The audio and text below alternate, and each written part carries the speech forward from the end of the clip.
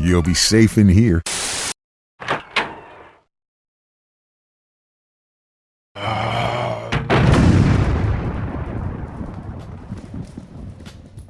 And welcome to the RPD After Hours podcast. In today's episode, we're going to be talking about the Residents of Evil's biohazard story, Resurrection.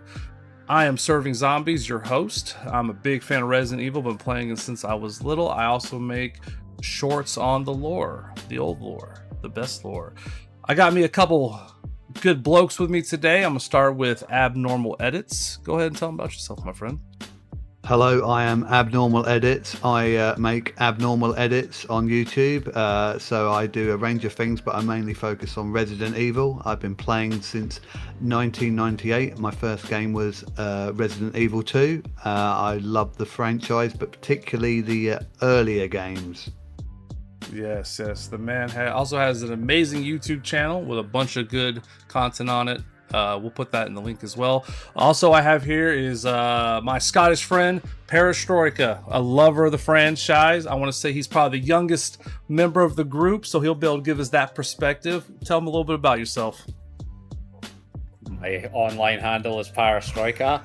I think about making Resident Evil content, but unfortunately I'm not very good with video editing, so I content myself to just be a self-proclaimed lore expert.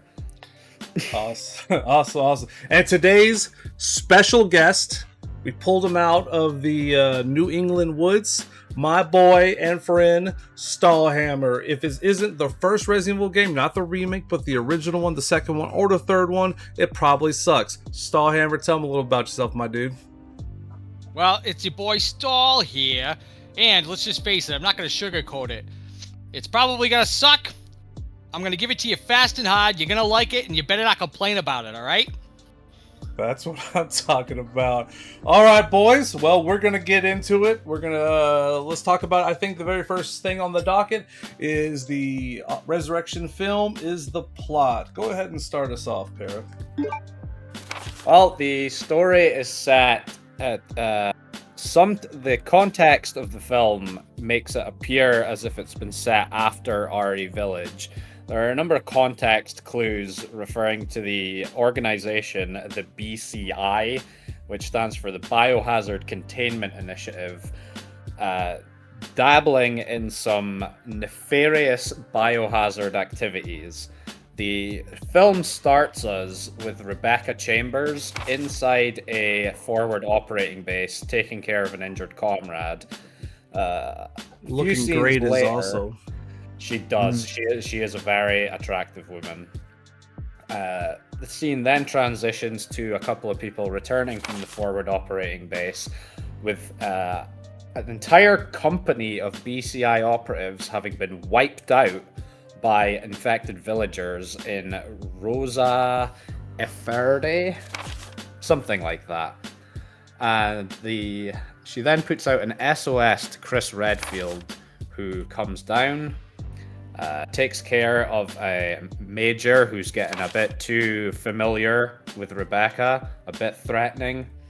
And then we get an extended flashback scene to Sheva Alomar being visiting Chris at his off-the-grid cabin in Utah, where she explains the situation to him. We then get a scene with Jill experiencing PTSD from having the scarab on her in RE5, where Barry then appears and talks her into joining the mission. We then cut to a exploration of a cave where they discover a door, and then we get a somewhat jarring transition to Wesker, who apparently survived, who returned. Oh, is that when he was there looking like Anakin? Yes. I like that. That was all right. So then we get an extended fight scene with Wesker versus Chris and his goons. Wesker is defeated. He's locked in a oil rig somewhere. And then we get a nice little celebratory scene with all our friendly BCI operatives. And then the film ends, and that's about it. What does BCI stand for? Biohazard Containment Initiative. I could have sworn it was Better Call Inez, because goddamn, the girl they chose to play Jill Valentine was the worst friggin' actress ever. Yeah, well, being honest, right off the rip, boys. Right off the rip, boys.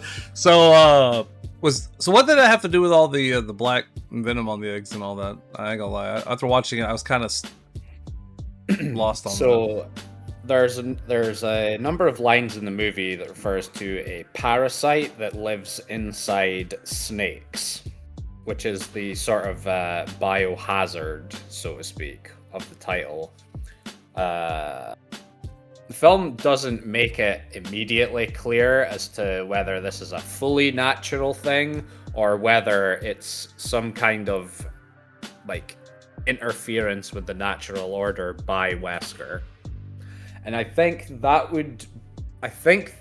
would define my main problem with the plot as being there is a split focus between the return of Wesker and the sort of continuation of the plot in that was alluded to at the end of Village, where the BSAA are kind of, maybe a bit shifty and stuff. Now, I understand that obviously they had the RE1 actor for Wesker as part of the production, so they had to make him part of it. However, I feel like they could have weaved those two plot lines together a bit better. And now, a message from our sponsor.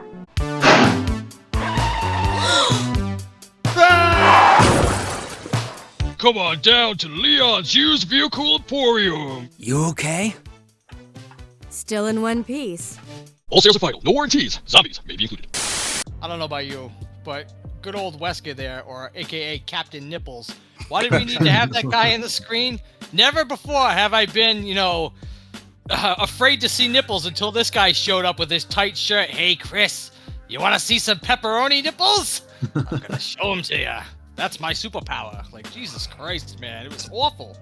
So Wesker's nipples were the real villains of the piece. Just It got was. that right. But his kung fu moves were on point. I did dig that. And then whenever Jill went to fight Jan, I didn't realize that he survived the Arkley estate and was deported to Mexico. That was kind of crazy. Yeah, his papers weren't in order. Well, Ice came to the mansion before they blew it up, and they're like, this huge friggin' snake has got to go, So it took like fucking 40 guys to like wrap this thing up, and then they just dragged it back down to Argentina. Just sent it back. It's been working its way north ever since. 30 years, boys. It's just straight crawling. That's a long crawl. We ain't got legs.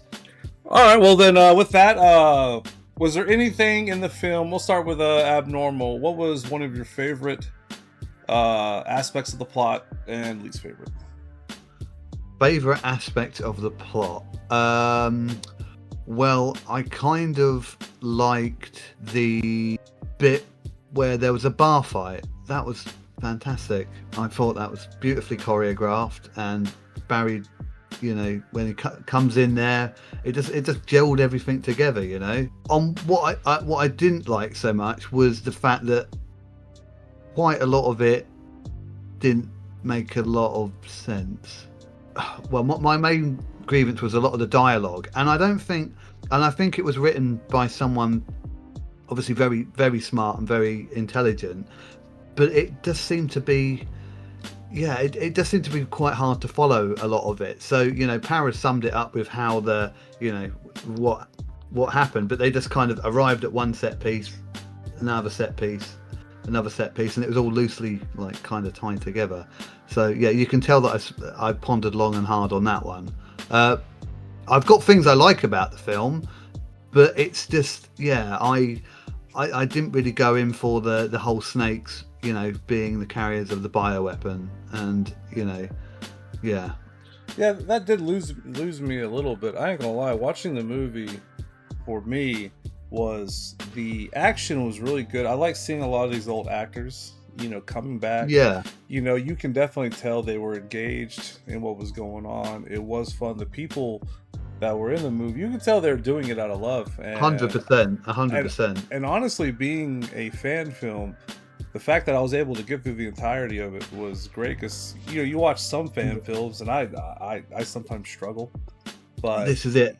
Dude, see, There's things that I like, but it's just that when it comes to the plot, it's kind of just it's a toughie. The plot was there, and it could have been like, it was just going a bit all over the place. There was no one steering it in one particular direction.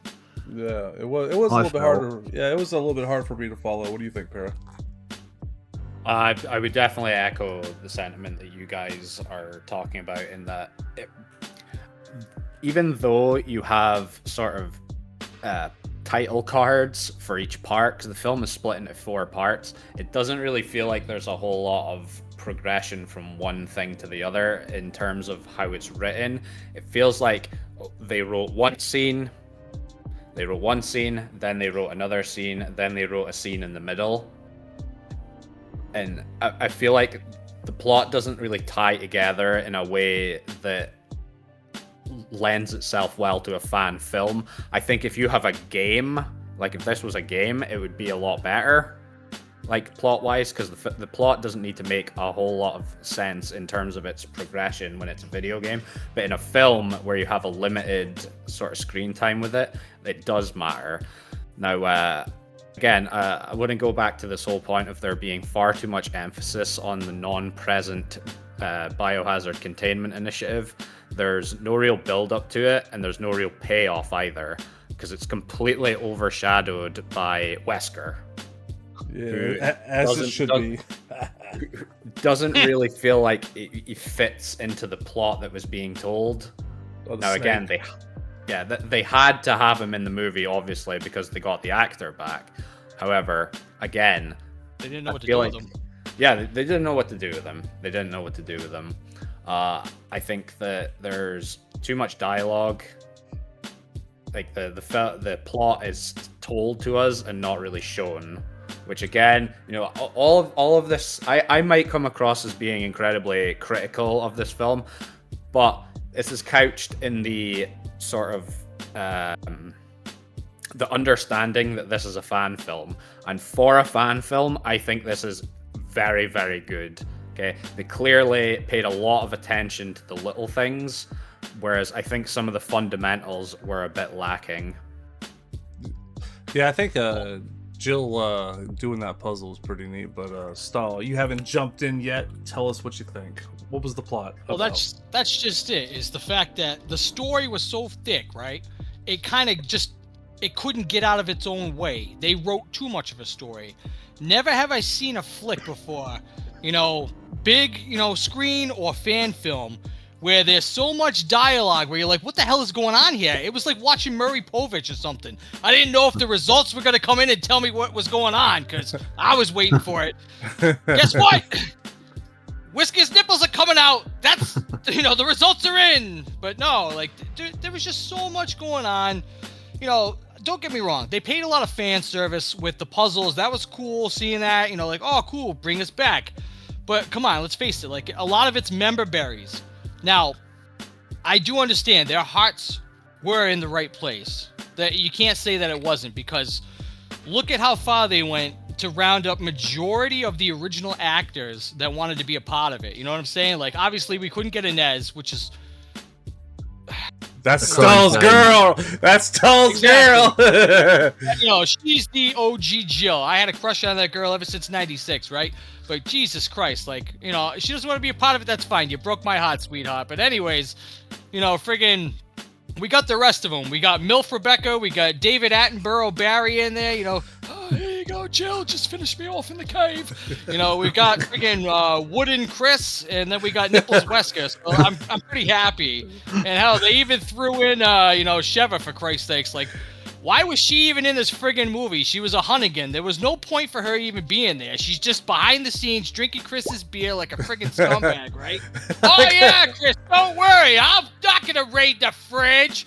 Do you want to go around the corner? Oh, stuffing her face with friggin' pizza and beer over there, right? And they're like, I can't hear what you're saying, Sheva. Could you just put the goddamn bottle down? But yeah, man, she didn't need to be in this flick. But other than that, it is what it is, right? They could have done more. They really could have. They could have probably. We could have cut out half the crap we saw in the beginning. Honestly, there was no friggin' point to that, right? But Yeah, Making that was green just herb- showing us. the green herb pills. Take 2 green herbs and call me in the morning. it's just Rebecca clearing her inventory. What am I gonna pick up next? What am I gonna? Oh man, well, you know, in the Resident Evil Outbreak, it definitely slows down the infection, so maybe that was the idea behind it. But we lost sight of the giant serpent thing that everybody kept talking about. You know, it's supposed to be this big bad in the flick. And then what do we get? 5 seconds of it, and it possibly gets killed off screen? We don't even know. For all we know, this thing could still be alive. And instead, we're focused on Vader Wesker over here. I've come back from Mustafa to Yeah, show you my that's the- skills, Chris. You know, like, it was just too insane. Because didn't it turn into like a big parasite bit, like the big parasite sort of thing come out of the snake? Yeah. And then Yeah, it's it was just a like, oh, that's Yeah. that dealt with. And then, oh, well, Wesker's there now, so we're more focused on Wesker, which is fine. But yeah, like I say, just my caveat, I really respect what they did and everyone pulling together, and the love was there. It's just there doesn't seem to be a clear shepherd, you know, that was kind of managing these like brilliant ideas and all this, and kind of just toning down a bit of the language, because it just didn't feel right. Some of the lines of dialogue, it's just like, well, you've picked, like, unless you're lecturing at a university, you're not going to use a lot of these big, you know, a lot of this vocabulary, and it's just like clearly someone really intelligent was writing it, but there was no one there going shepherding it into like, well, that's not really needed, like a creative dictator. Into is what normal I'm people getting at. speak. Into normal people speak, yeah. Yes. 'Cause- AKA layman's terms, right? yeah, like Oh, a few yeah. characters could have spoke like that, but not everyone, not Private Pile and all that, you know. Private pile. Yeah. Well, I did. as we saw in the end credits, though, there was how many executive producers we counted? It was either 9 or 12, right? Yeah. So right there, that tells you there was too many friggin' hands in the cookie jar. So obviously everyone was duking it out or checking each other off. Either way, you know, for, you know, what part they wanted in there the most. Like, all right, well, I want that to be in there. Yeah, cool, I want that. All right, well, I contributed this much. So there obviously was like a lot of politics behind the scenes that we didn't see, which explains why this movie is just so packed full of everything, because I'll bet you everybody just wanted their part in there so that way they could feel a little extra special. And unfortunately, we did suffer for that, because yes, you know, in the end, they're supposed to be putting a product out for the fans, right? Yeah. Hence the name fan film. And when you put that much joy into it, it's hard to completely love something, you know. And, you know, for me, what was it, an hour and 10 minutes that flick was? And it felt like we were sitting there for like friggin' 3 hours. You know what I'm saying? Like, never have I drank so much and not enjoyed something. You know, it's like, usually the more I drink, I'm like, oh yeah, this is friggin' awesome, right? And then I'm just drinking, I'm like, oh man, you know what? I hope I have a friggin' aneurysm right now, because this is getting horrible. Yeah. All right, boys. Well, that kind of gives the plot overall. I think, you know what, we were excited for it. It was a little lacking in the plot area. You know, some things were overcomplicated, but maybe it should have been a little bit less complicated. But those are overall thoughts. Okay, we're moving into the next segment, and we're going to talk about the set. So the set is also going to include you know, obviously set things. We're going to talk about the way everything looked, the way the characters looked, you know, guns, all that stuff. And then let's see here. Actually, Stahl, since you finished this off, you nasty, go ahead and start us off with the set. What'd you think about that stuff? You know, they did what they could, you know, and I understand it was very low budget. So obviously, they, you know, no, you weren't going to see like a Marvel film, you know what I'm saying? Yeah. But, you know, I kind of feel like maybe the cash that they had probably went somewhere else. Not sure where, but I think they could have done just a little bit more with the sets. But honestly, you know, it is what it is, right? Like there's only so much you can do, because I would imagine, like, you know, Para said it best earlier too, with like, you know, that giant friggin' armored vehicle that they had. How much money went into renting that goddamn thing, right? Or, you know, everything else that they had. I'm sure the money was well spent, but had they had a better budget, I'm sure we probably could have gotten some better sets. Yeah, I bet you. I can't really pick that apart. You know? Yeah, bringing everybody in all over the world to one spot to get the. I'm sure that ate up a lot of the budget. When it came to the costumes, I think everybody looked pretty good. I think Wesker, honestly, probably looked the best when he did show up. Like, you could tell he was loving every second of being Wesker again. You know. Chris Redfield, dude looked good. I ain't gonna lie. I'm kind of more interested about what he's doing with his ranch life than him fighting bioweapons, to be honest with you. The guns look good. Seeing old Barry with the old Magnum again was pretty awesome. And even seeing Rebecca doing her thing, because I guess nowadays she's just a lab rat, right? And using the green herbs to make little pills and stuff. I like playing Resident Evil Outbreak. You use the herbs to make pills. Not my favorite character that does that. George, he's not the best Outbreak character like David King, but he definitely does what he can. What do you think, Para? Well, I'd just like to push back on your George criticism by saying that George is the best character in Outbreak, and he always will be. And yeah, you're just jelly because your favorite character doesn't get to lock down the cutie pie waitress at the end, whereas mine does. But getting back to the subject matter, yes, I think for a fan film had excellent production qualities, and I think it is by far the best fan film I have ever seen in terms of how things looks. It was clearly made on professional, studio grade cameras. It had extremely good lighting. Everything was very competent. The costume design was excellent. Prop guns were also excellent. They looked very real. I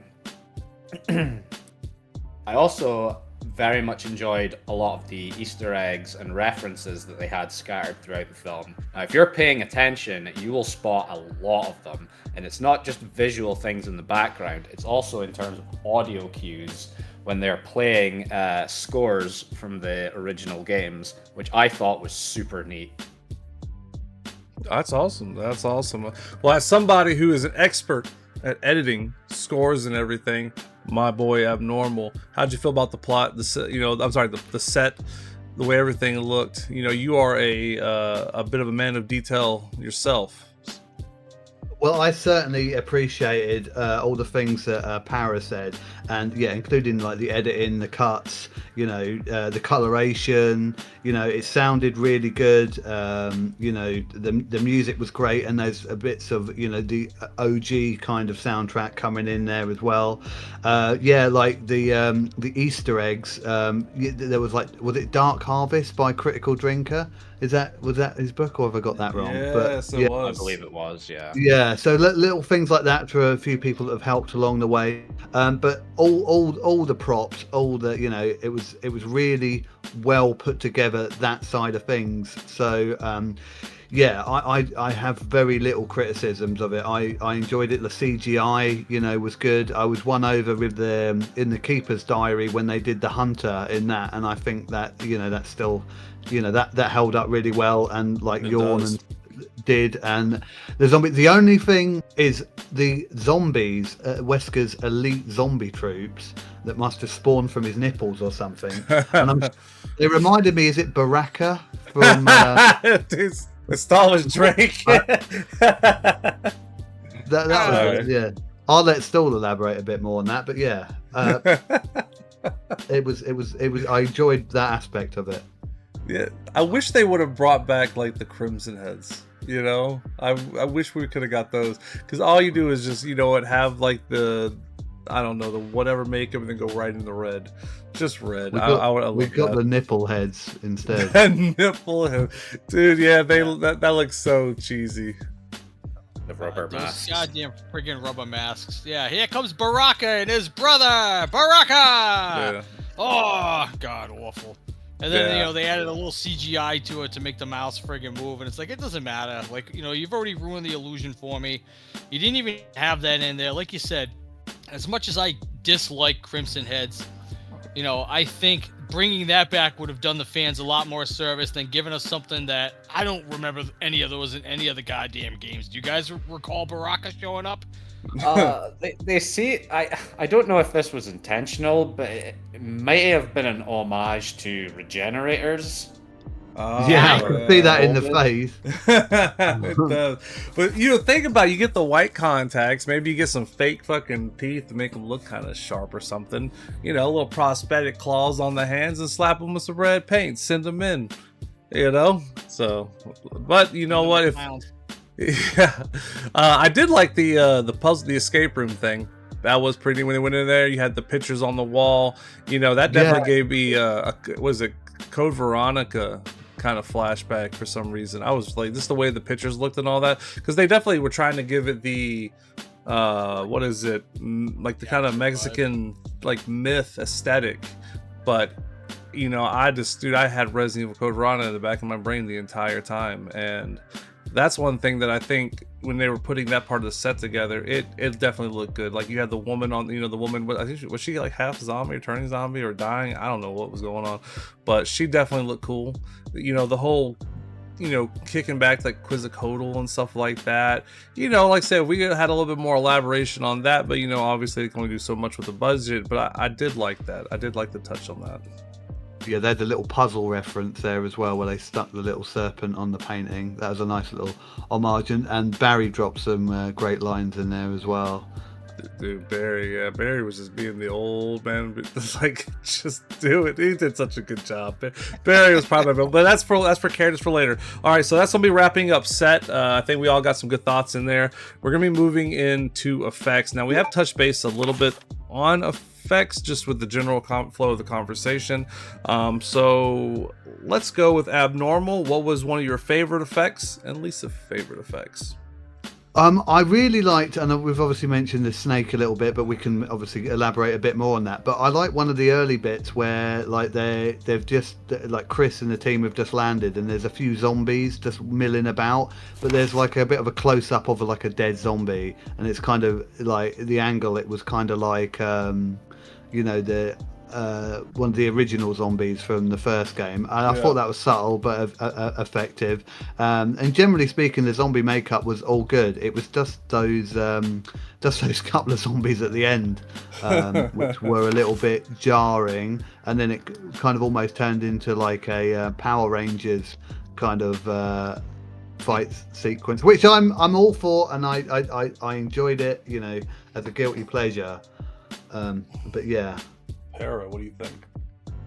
I think in terms of physical effects, I was completely won over by the scarab scar that was on Jill. I thought that looked incredibly realistic.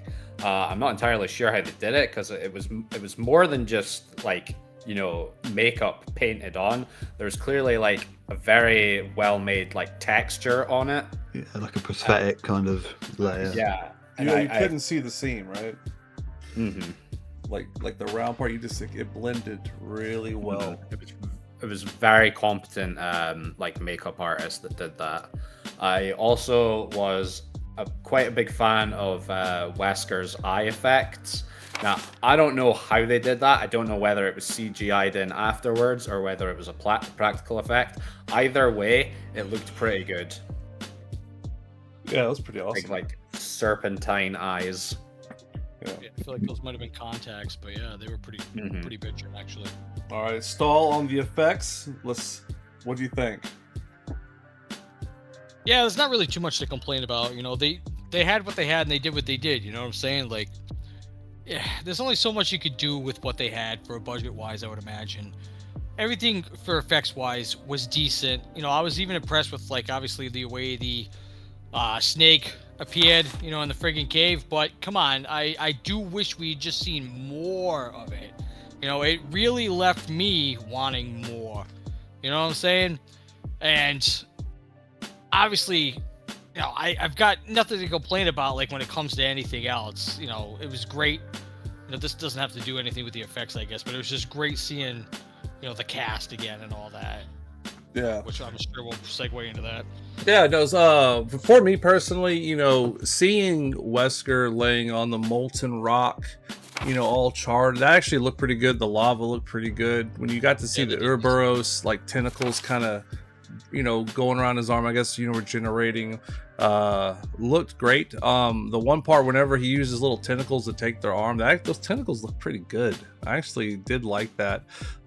Whenever Wesker and Chris actually fight, like, dude, it looked pretty good. Like the way they did the sound and the dust coming off their hands or whatever, it really made it look like you had, much stronger, like hyper powered people going at each other, where Wesker was like, you know what, we're gonna have a proper fight. I'm gonna put you on my level and we're gonna see what's up. And I like I said, dude, I was at it, because we boys, we were having at least me and Stahl were having a couple of I was at edge of my seat, like, yeah, boys, so I was having a really good time with that. That's some good. That bit, so I was just gonna say, yeah, that bit was particularly well shot. Like how that particular bit between Chris and Wesker and how they shot that whole like little battle, that really did come off. It was just the Baraka zombies. Yeah. Apart from that, the whole other bit was great. They didn't resort to like a lot of quick cuts during the fight scene, which I was a big fan of, because that's one of my biggest pet peeves with fight scenes, is where you're constantly getting cuts. So they can like sub in the stunt doubles. Yeah. Just let it play, and they did. That's a great point. Welcome to Spencer's Art Gallery. Today we have 2 submissions to showcase. Our first piece comes to us via an old employee and party animal, Beigebox. Oh, Beigebox! I love that son of a gun. Last time he was here, he drank all my absinthe and stole my good chair just to get more. Yes, well, he's made up for it by giving us the lovely Jill Valentine, one of my past team members and secret lover. I heard she really could crank it. You've got that right. And in true Jill fashion, when the going gets tough, the tough get cranking. I wish she never slipped through your fingers. I should write you out of my will for that one. And I wish I never slipped out of hers. Ha ha ha ha. Next, we have a live photo of Beige's cosplaying girlfriend, Julia. That's one peach I'd love to eat, which reminds me, we need to find my teeth after this. The things I do for family. This buxom beauty seems to enjoy handling the joysticks on that controller. Maybe she'd like to come play with me. Ha ha ha ha ha. I would love to give her a Portuguese breakfast, but I'm sure our man Beige has that covered. Yes, he seems to be on top of that. Commission Barry again. I could really use an oil rendering of her in my private bathroom, next to the Lady Dimitrescu, my Amazon queen. Barry is currently working on another piece for us, but I'll let him know that you have taken an urgent need for this masterpiece to be completed next. Join the Discord and submit your art to Spencer's Gallery. Well, that's all for now. Thank you, and good night. Good night. Can we get ice cream now? Yes, Father. We can get ice cream now. All right, moving on to the next one. We're going to move into the characters. So we're going to, all the obviously fan favorites, and we'll even talk about the ones whose names I probably don't remember. Let's start with you, Para. What do you think about the characters? I thought the fairly well characterized. They clearly wrote a lot of the characterization is made with a lot of the games in mind. One thing I would particularly like to single out praise for is the depiction of Chris and Jill as having PTSD. I feel like that was a very good touch. Jill is clearly traumatized by the effects of the mind control from RE5. You see it in the bar fight scene where a drunken punter takes her by the shoulder, and she has like a flashback to when Wesker did it to her. I feel like that was very good. Chris is also kind of just at the point where he's just kind of sick of it. Like he's seen so many people die, he's seen so many horrific things that it's clearly like weighing on his mind and his conscience. And I thought that was a super good thing. Barry, I think Barry is low-key the star of the movie because he has so Yes. many funny lines. He's sort of made the comic relief character, but you don't write him off as being completely like unbelievable. I think that I believe his name his actor obviously speaks with quite a thick Australian accent, which I think really adds to it, like a lot of his comedy and stuff. Wesker is just being Wesker. He's unnecessarily dramatic and flamboyant and theatrical. And on my first watch, I kind of didn't like it. But I think on my repeats, I was like, yeah, this is ace. I really like this. Yep. He's finally got a little bit of time under his belt. Now he's letting it all hang out. What'd you think, Stahl? Oh, yeah. So, obviously, like Paris said, Barry was the friggin' best guy there. No doubt. Hands down, right? You know, and his Australian accent just adds more to it because obviously, you know, we had the voice actor that was so different from the physical actors in the OG one. So, yeah, you know, it was nice to hear him, you know, talk in his natural tongue, if you know what I'm saying, right? So he did execute those lines so perfectly, but sometimes it just sounded like he was whispering. It was like David Attenborough, you know, oh, here we have a couple of zombies coming down the cave, you know, like, you know, what's going on here? Like, you know, but other than his, you know, his whispering lines there, he was excellent. You know, for other people that I enjoyed, Wesker, let's face it, that guy had the time of his life, and you could tell he loved that character. You know, there's no doubt about it, and he threw everything into it just like Barry did. You know what I'm saying? Poor Chris Redfield. That guy is like a friggin' plank of wood. You know, he's got no personality. If we had, you know, made him out of AI, you wouldn't have noticed the goddamn difference because they both would have been the friggin' same. You know, like, and I'm not trying to be a friggin' asshat, but the goddamn guy just, you know, this is why his career didn't skyrocket anywhere. Like, he's not going to be doing any commercials except for, like, maybe a local grocery chain sometime soon, you know. Come on down to Stop and Shop, where we got all the meat you need. Come on, I'll pack it in your car for you. I ain't got a job. Seriously, hire me. You know, but anyways, you know, other than that, you know, Sheva, ridiculous. She didn't need to be in it. Her acting sucked. And honestly, the one who stole my heart, who barely had any friggin' lines, was MILF Rebecca. Because let's face it, I could not stop fawning over her the entire film. She just kept, maybe it was the beer too, who knows, right? But she just kept getting friggin' hotter and hotter. By the end of the flick, I was like, God damn. You know, I wish I was at her house right now and her spraying me with a little F8 spray, if you know what I'm saying. You know, yeah. Holy shit. She was fantastic. God damn. My guy, Stahl. You know what? Your honesty is truly the best. Yeah. All right. Well, Abnormal. Good luck chasing that. How'd you feel about the characters? How'd you feel about the characters, bro? I cannot follow that, but I have some thoughts. So yeah, I mean, I can't disagree with much with Stahl about Chris. You know, he's not the most charismatic guy. It's fun seeing him there. Barry just effortlessly brilliant and gets like a lot of his old lines referenced. He's just, yeah, like, I got this. Guy's a legend. Yeah, I have this. Just missing. I hope that because I did hope that they were going to say, I hope that's not Chris's blood, because that is my favourite. Wesker clearly had a lot of fun. Really enjoyed the role. I enjoyed watching him. Very hammy, brilliant. Just what I wanted. Jill, I thought was fine. I had no real issues with Jill. Shiva, you know, probably not the best haircut for her, you know. God love her. Yeah, not the best, but you know, Rebecca, echoing, I think we all thought she was smoking hot in this, and she just seemed to age like a fine wine throughout the film, let alone a present state.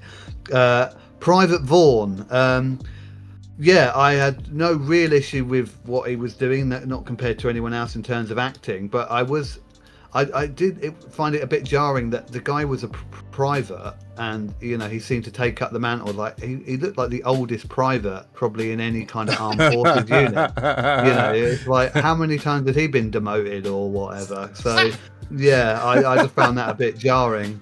But a lot of the side casts and stuff were very functional. The major at the start, it was all a bit hammy most of the way through, but yeah, I found it was fine. Everyone was like trying and having fun, and it's good enough for me.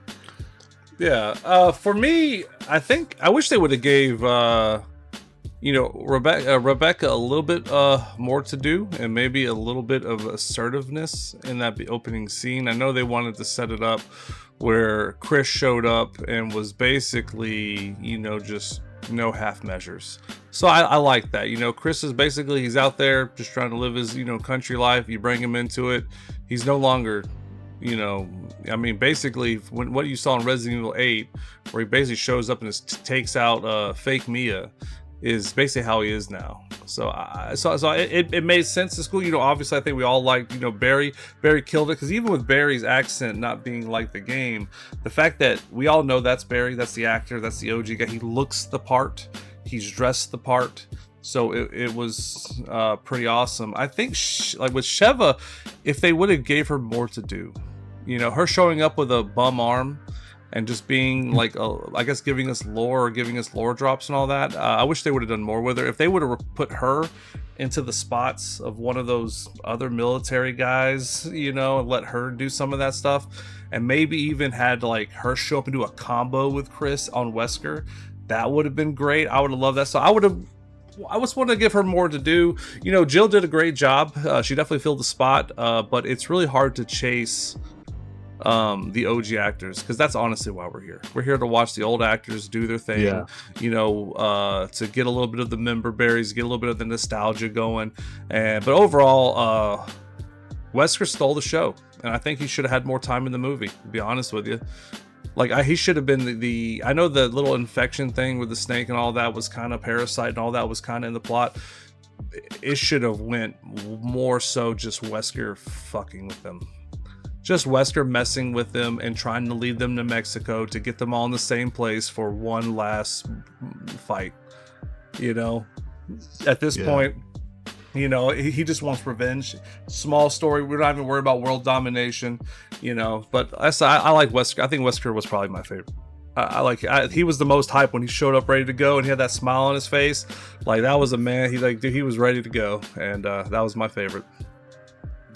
I think I'd like to raise the question of, okay, so clearly, like, this RE1 original cast, they're not professional actors, they're not classically trained actors. Though I wonder, was them acting wooden, was that an intentional design choice to sort of harken back to the hamminess of the original game? Oh, it could be. I doubt it. I highly doubt it. It sounds like no. Let's face it, these guys weren't delivering anything that was fantastic. You know what I'm saying?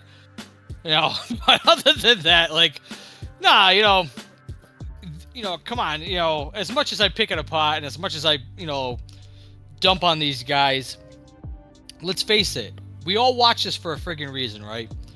We all had to be fans of the OG RE1. There's no doubt, or else you wouldn't have came back and spent the time with your butt crack sitting in the chair watching this, you know what I'm saying? So, obviously, there's a love for these faces. There's no doubt about it. Now, whether they're great actors or not, we all watched it, we liked it to an extent. You know what I'm saying? It has its flaws, but it also has something else to it, a je ne sais quoi, like, there's just something about it that was just, awe-inspiring. They did something that many people could not, achieve. They brought together 95% of the original cast, or 90% if you will, and got them on the goddamn screen together. Something that Disney couldn't do with the new friggin' Star Wars. You know what I'm saying? Like, they did something that just really hit home for everyone. So as much as I've crapped on it, cheers to these fucking guys. You know what I'm saying? Like, you did something that nobody else could do, and you should pat yourselves on the back for that, because that right there alone is a fucking achievement. You know what I'm saying? Yeah, because you could have everyone working on it still and doing another one, and just with a little bit more fine tuning, you could create something. It's just because it's so close to being, all the ingredients are there to be something really great, and I think that's just what we want, just for them to, keep going, Yes. and Just and refine yeah. it. Just refine it, yeah, exactly. All these bits we could only just take a little bit of reworking the script, and then everything else falls into place. Yeah, you can tell with the Keeper's Diary, because it was so much smaller. That was very Yeah. tight production, and I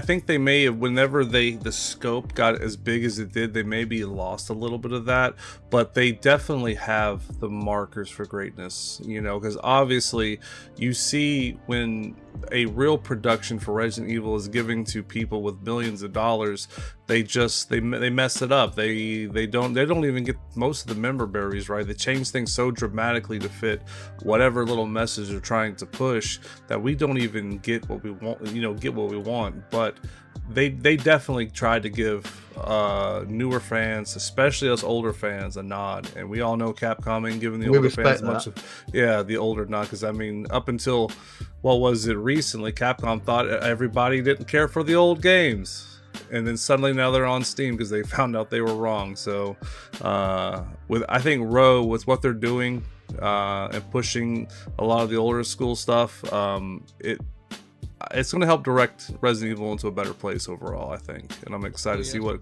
comes to comes in the future. I would echo that sentiment. I hope so. All right. I couldn't really find a place to get this in and during the character, but if you notice throughout the film, Chris is just like, bordering on like war criminal. Dude, that he was. No more half measures. Uniform or not, we kill them, which is a straight up fucking violation of the fucking Geneva Convention. Hey, look. He is like, I don't care whether they were our allies or not. I'm gonna kill them all, and I'm gonna let God sort them out. Dude, you mess with Bad Becky, Chris ain't playing around.